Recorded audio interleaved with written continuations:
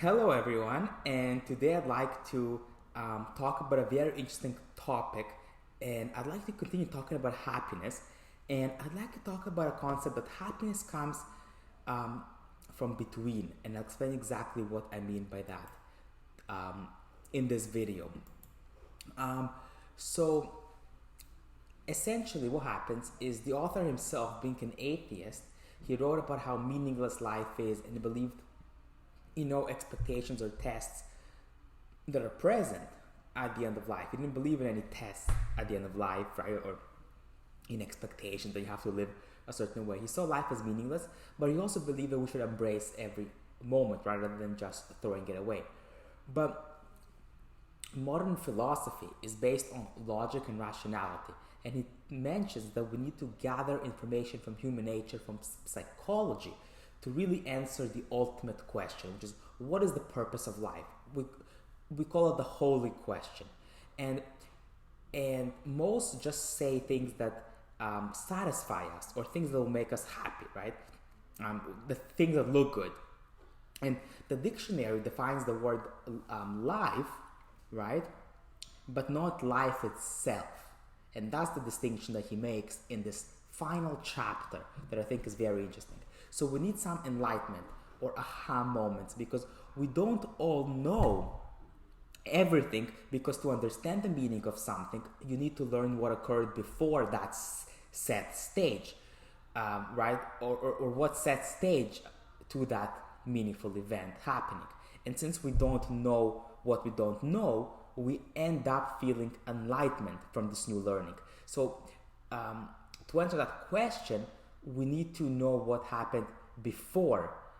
If something gives you an aha moment, because right, there must have been something happening before that led to you experiencing that enlightenment at that period of time. So the question should be not what is our purpose, but what is something enlightening about life, right? And so there's two categories of answers, right? The first one is addressed by theologists, physicists, and biologists. And what is something enlightening about life depends on these two categories that you're in. The first one is you believing in God, a spirit, or some higher intelligence who has the desire, intention, or some type of plan to create the world that you live in. So this is what religions teach, for example. The second one is a purely materialistic world which is not created for any reason and happened as matter and energy according to the laws of nature, like Darwinian evolution, right? Like Darwinism evolution. And this is more of a scientific approach. And so that's where religion and science can conflict. The second question we need to ask ourselves is what to do to have a meaningful life. Not as what's our purpose, but what to do to find that purpose. How to find meaning within life, and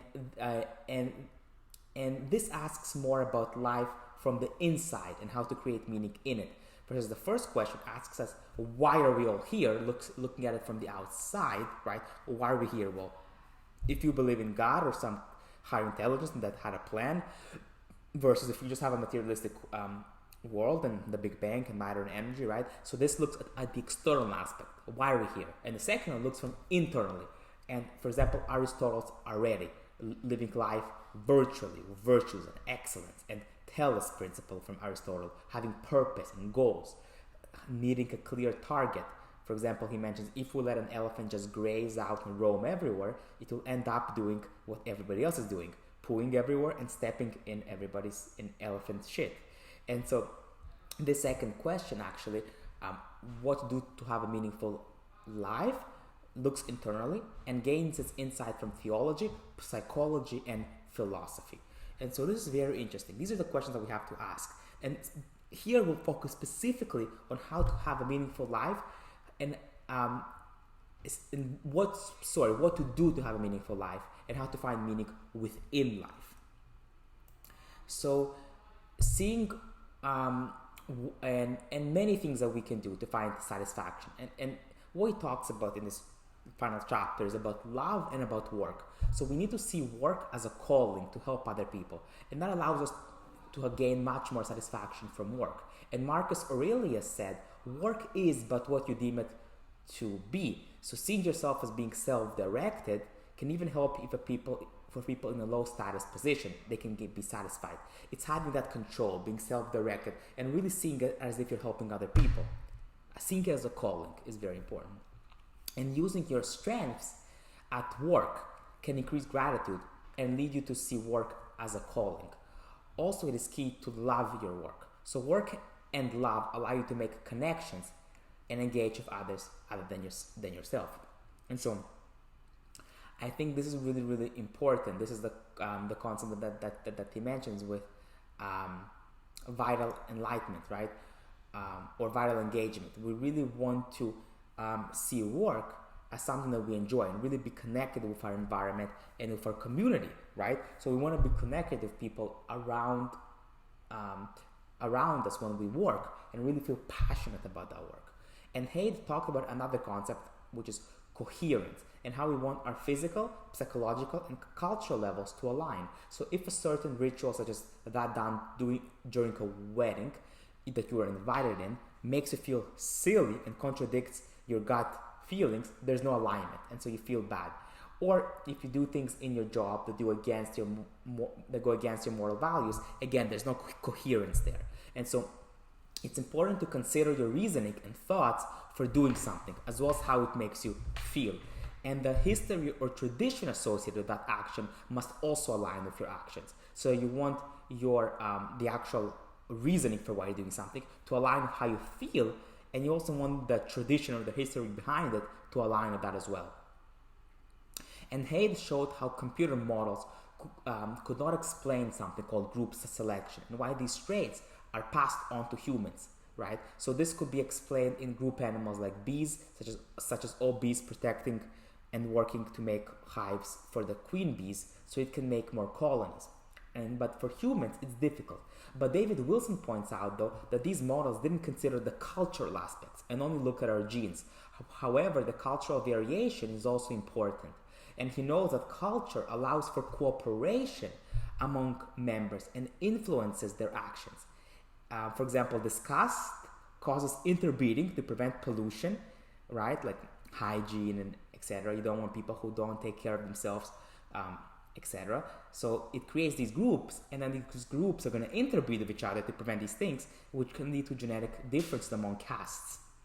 This shows how group selection can actually cause differentiation or differences in genes among different groups due to interbreeding, for example. So these cultural variations, what happens, he explains the concept of coevolution, right? And David Wilson says that this coevolution among cultures actually can explain group selection and why people do good things among themselves in groups. Because what happens is it allows for competition amongst different groups, right? So when we're in a religious group, for example, like Hinduism, Buddhism, Christian, or Muslim, we can also attain this psychological state. So this is the second reason. So the first reason was being cooperative in a group allows for cooperation, right? And competition between groups. So this explains why we do it, right? There's some benefit associated with it. The second reason is because if we were in a group, like bees, like ants, right? We enter in this psychological state of cosmic consciousness, which involves transcending the self and pressing the off button. And Newberg shows that this has to do with the left and right sides of the back of the parietal lobe, known as the orientation association areas, shutting off completely. So we feel ourselves as part of something bigger, and we merge with the vastness around us. So we don't see the boundaries in our body, and we don't know our location in space. And so we feel like we're just connected with the vastness of the universe, of the cosmos. And McNeil showed that this can even be generated by rituals, such as synchronized movement, for example, or other repetitive motion like dancing, or some rituals, like religious rituals like prayer, where there's a harmony and cohesion among the group. They engage in these rituals, and literally they feel as if there's something as if they're bigger than themselves, right? And so we humans clearly are social creatures, so we need this attachment, right, as shown in the Harlow monkeys, right? We need and John Bowlby, we need this connection, we need this attachment to other people. We're also industrial beings, and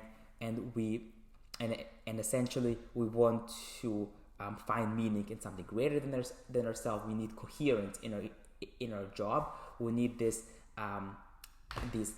concept of affectance, and we need to find and we need to be able to find meaning in our work and really enjoy what we're doing. We're also selfish beings, so we want to strive for materialistic possession, prestige, fame, etc., right? Money, but we also undergo group selfishness and cohesion inside of group to compete with different groups. And religion actually is an example of group cohesiveness, how we want to cooperate within a group. Sometimes, if of course we compete or we cause harm to other groups, of course that's a negative thing. But again, we also want to belong as in a group as part of something larger than ourselves, as I just mentioned. So we need a balance, and happiness comes from between. So we need this balance. We need coherence amongst the levels of your personality. So we talked about like McAdams, right? There's basic traits, there's the middle layer that includes coping, and then there's your life story, right? So essentially what we want to have good relationships because we're social creatures. We want to serve something greater than ourselves, right? And we're shaped by group selection. And we want to love our work. We're industrial creatures. We need this vital attachment, this affectance, right?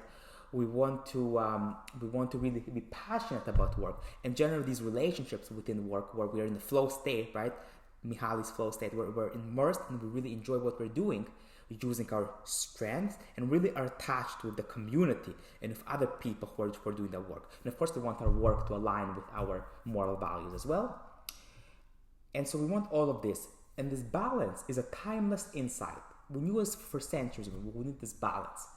And by combining the West, which involves striving for goals, having that purpose, this concept of telos that Aristotle talked about, with the East, which talks about more about interdependence, having good relationships, reducing unnecessary attachments, like Buddha said, then, right?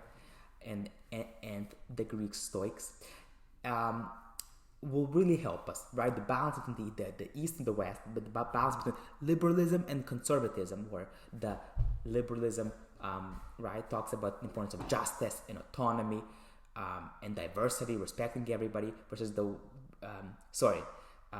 that's the liberalism, versus the conservatism, looking at more in terms of the divine aspect of things and how important it is to be part of a certain religion, etc. So we need a bit of both, right? So we need a bit of we need to have a bit of religion, right, in terms of being respectful to others and having some sort of divine understanding the importance of having a divine understanding.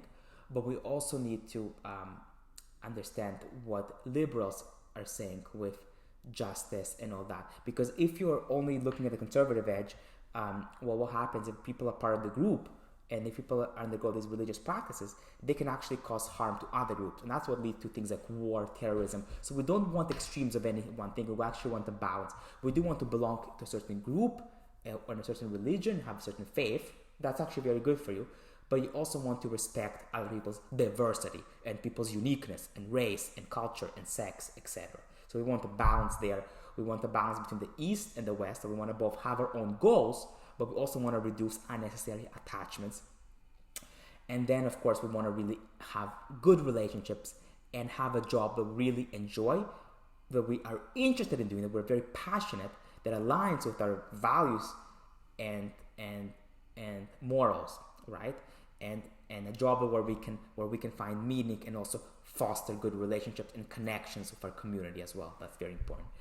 And of course, we want to live a virtuous life, as I mentioned in the previous video, and understand what our virtues are. Because remember, moral diversity, where we don't have any virtues and we just we have this decision making where we don't have any virtues to live by, to make, and we just have these quandaries and moral dilemmas, is also not a good thing. So we want to have our virtues, we want to have a purpose in life, we really want to foster a good relationship, and we want to enjoy our work, foster a good relationship and community within that work, and have coherence. All of this is crucial for happiness.